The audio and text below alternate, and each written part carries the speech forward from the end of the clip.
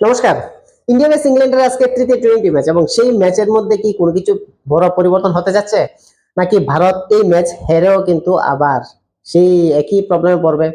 যেখানে Ireland এগেইনস্টে series হারলো, সেখানে England এগেইনস্টে যদি আজকের ম্যাচ হেরে যায় তাহলে কি আজকের ম্যাচে ভালো কিছু করতে পারবে বা জিততে পারবে?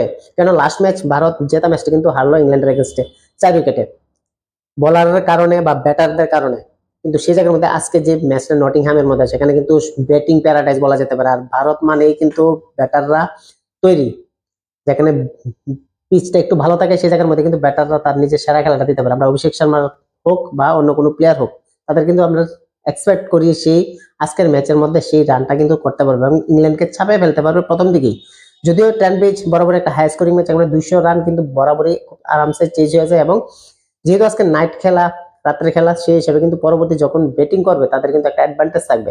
সম্পূর্ণ আলোচনা করবো এই ভিডিওর মাধ্যমে বাদবাকি জিনিসগুলি, যেখানে প্লেইং ইলেভেন কিরকম থাকতে পারে বা কন্ডিশন কিরকম থাকতে পারে প্লেইং বা প্লেইং ইলেভেনের মধ্যে কোনো পরিবর্তন হবে কিনা, বা টিম ইন্ডিয়ার উইকনেস এবং স্ট্রেংথ, বোলিং ইউনিটের মধ্যে কোনো কিছু পরিবর্তন দেখতে পাবো কিনা, সম্পূর্ণ আলোচনা করবো, ভিডিওর সঙ্গে থাকুন। তো প্রথমে বলা যাক যে আজকের পিচ কন্ডিশন এবং ওয়েদার কন্ডিশন। ওয়েদার খুব ভালো থাকবে এবং পিচ কন্ডিশন আমরা জানি, যেখানে ফ্ল্যাট একটা ট্র্যাক থাকবে, যেখানে ব্যাটিংদের জন্য ব্যাটারদের জন্য একটা প্যারাডাইজ বলা যেতে পারে।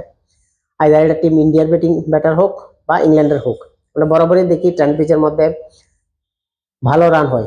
সেখানে 200 বা 220 কিন্তু আরামসে রান করা যেতে পারে। সে জায়গার মধ্যে ভারতের টপ অর্ডার বা ইংল্যান্ডের টপ অর্ডার কিন্তু তার এক্সট্রা একটা অ্যাডভান্টেজ নিতে পারে। বরাবরই ইংল্যান্ডের ব্যাটাররা কিন্তু ভারতের ব্যাটার থেকে কম নয়। গতকালকে আমরা গত ম্যাচের মধ্যে কিন্তু আমরা এটা দেখতে পেলাম যে জ্যাকব বেথেল কিভাবে মিডল অর্ডারের মধ্যে কিন্তু সম্পূর্ণ খেলাটা শেষ করে দিয়েছে। এখানে জামি বিষ্ণুর একটা ওভার কিন্তু সম্পূর্ণ ম্যাচের ভাগ্য নির্ধারণ করে দিল। সেই জায়গার মধ্যে ভারত কিন্তু এখনো তার ধারে কাছে নেই, কেননা বিদেশের কন্ডিশন, বরাবরই প্লেয়াররা সবসময় ইংল্যান্ডে খেলে অভ্যস্ত নয় এবং একটু অ্যাডজাস্টমেন্টের ব্যাপার আছে। আমরা যা দেখলাম প্রথম ম্যাচের মধ্যে, ওপেনার ব্যাটার থেকে টপ অর্ডার ব্যাটার থেকে মিডল অর্ডার ব্যাটার কিন্তু প্রত্যেকে কিন্তু স্লগিং করার চেষ্টা করছে, বাট অন্যদিকে ইংল্যান্ডের ব্যাটার কিন্তু সেরকম স্লগিং কিছু করেনি, তারা বল দেখে কিন্তু সেভাবেই খেলেছে, যার কারণে তারা ম্যাচটা জিততে পেরেছে। আজকের ম্যাচ ভারতের ব্যাটারদের জন্য একটা বড় একটা পরীক্ষা, পাশাপাশি বোলারদের জন্য একটা কিন্তু বড় একটা সুযোগ, ম্যাচে ভালো করে ভারতকে সিরিজের মধ্যে একে একে সমতা ফিরানো। প্লেইং ইলেভেনের মধ্যে যদি দেখি, প্লেইং ইলেভেনের মধ্যে অভিষেক শর্মা এবং বৈভব সূর্যবংশী প্রথমেই দুই ব্যাটার ওপেনার হিসেবে থাকছে। 3 নম্বরে ঈশান কিশন, 4 নম্বরে ক্যাপ্টেন শ্রেয়স আইয়ার, 5 নম্বরে তিলক বর্মা, 6 নম্বরে শিবম দুবে, 7 নম্বরে অক্ষর পটেল, 8 নম্বরে হর্ষিত রানা, 9 নম্বরে এবার যদি বলা যেতে পারে রবি বিষ্ণুর পরিবর্তে ওয়াশিংটন সুন্দরকে কিন্তু এখানে নিতে পারে, এবং 10 নম্বরে আর্শদীপ সিং এবং 11 নম্বরে প্রিন্স যাদবকে যদি নিতে পারে সবচেয়ে বেটার হবে। কেননা রবি বিষ্ণু লাস্ট ম্যাচের মধ্যে খুব খারাপ করেছে এবং ওয়াশিংটন সুন্দরকে দিয়ে আবার ট্রাই করা যেতে পারে এবং একটা ব্যাটিং অপশন পর্যন্ত 9 নম্বর পর্যন্ত কিন্তু আসছে। তো সেই জায়গার মধ্যে এখানে বোলিং এর মধ্যে যদি দেখি, প্রিন্স যাদব এবং আর্শদীপ সিং এবং উপর দিকে শিবম দুবে যে পেস বোলার হিসেবে থাকছে এবং স্পিনার হিসেবে কিন্তু আমরা বরাবরই পাচ্ছি ওয়াশিংটন সুন্দরকে। যদি ওয়াশিংটন সুন্দরকে না নিয়ে বরুণ চক্রবর্তীকে নেওয়া হয় তাহলে কিন্তু এটাও খারাপ না, কারণ বরুণ চক্রবর্তী মোটামুটি ভালো করেছে। তো সেই জায়গার মধ্যে দেখার বিষয় ভারতের প্লেইং এর মধ্যে কোনো কিছু চেঞ্জেস এছাড়া আর কিছু করে কিনা, সঞ্জু স্যামসনকে প্লেইং ইলেভেনে রাখবে, এটা কিন্তু দেখার বিষয়। তাহলে টপ অর্ডার একজন ব্যাটসম্যানকে বাদ দিতে হবে।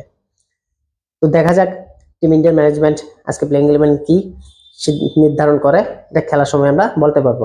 তাছাড়া যদি আমরা ওভারঅল দেখি, ভারতের সবচেয়ে মেইন দুর্বল পয়েন্ট যেটা হলো ব্যাটিং অর্ডারের মধ্যে, সেটা হলো মিডল অর্ডার।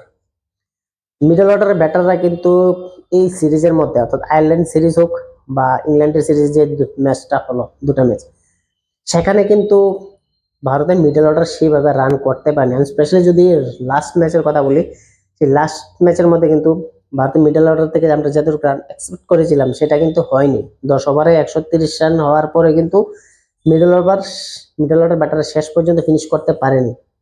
একের পর এক উইকেট হারালো এবং রানের গতি কিন্তু কমলো। অ্যাজ এ রেজাল্ট ভারত মাত্র 190 রানে সীমিত হয়ে গিয়েছে, যেখানে 220 বা 230-এর কাছাকাছি আরামসে নিয়ে যেতে পারতো।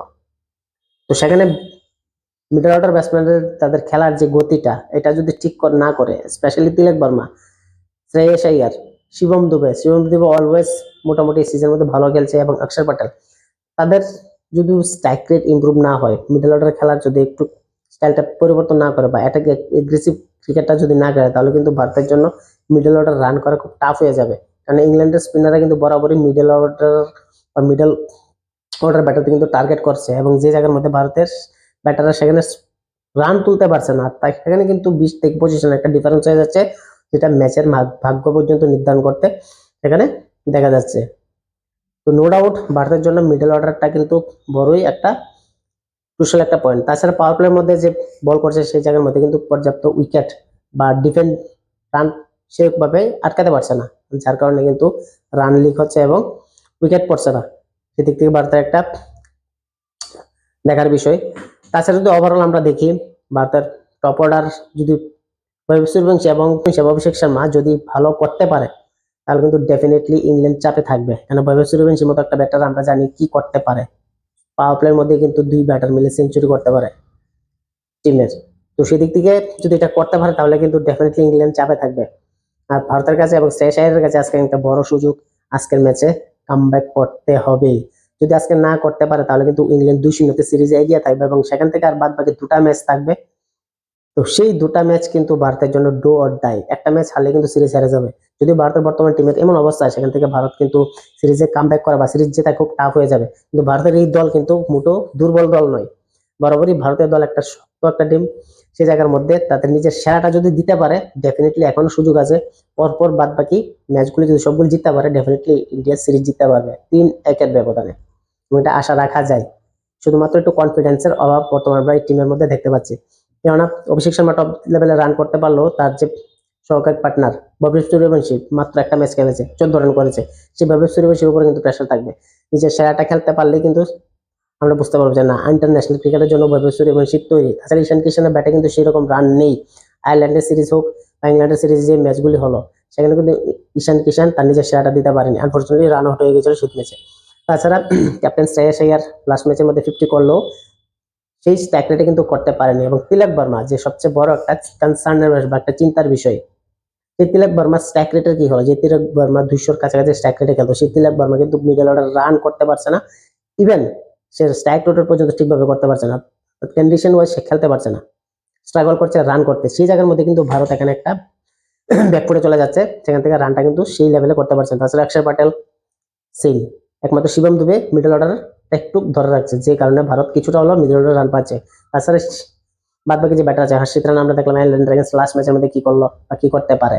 তো নো ডাউট ভারতের মিডল অর্ডারটা হলো সবচেয়ে বড় কনসার্নের ব্যাপার। সেখানে যদি ভালো কিছু করতে চাই, এই জায়গাটা টার্গেট করতে হবে, এবং স্পিনারদের থেকে উইকেট নিতে হবে।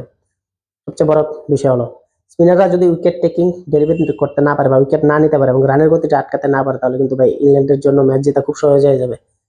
তো আপনাদের মতামত কিরকম, কি বলছে যে ভারতকে আজকে সিরিজের সমতা ফেরাতে পারবে, এক এক ব্যবধান আনতে পারবে, নাকি ইংল্যান্ড 2-0 ব্যবধানে এগিয়ে যাবে? ভারতের আর প্লেইং ইলেভেনে কোন কোন পরিবর্তন আপনারা দেখতে চান? বা ভারত আজকে যে প্লেইং ইলেভেন আছে সেখানে কি সঞ্জু স্যামসন ক্যাট করবে, নাকি সে আগের যে ওপেনিং পার্টনার সেখানে তাদের উপর বিশ্বাস করবে? না বোলিং ইউনিটের মধ্যে আমরা রবি বিষ্ণুকে টিমের মধ্যে দেখতে পাবো, নাকি তার পরিবর্তে অন্য কোনো স্পিনার আমরা দেখতে পাবো? কমেন্টে জানাবেন। ভিডিওটি ভালো লাগলে অবশ্যই চ্যানেলটি সাবস্ক্রাইব করবেন, লাইক করবেন এবং পাশে থাকবেন। ধন্যবাদ।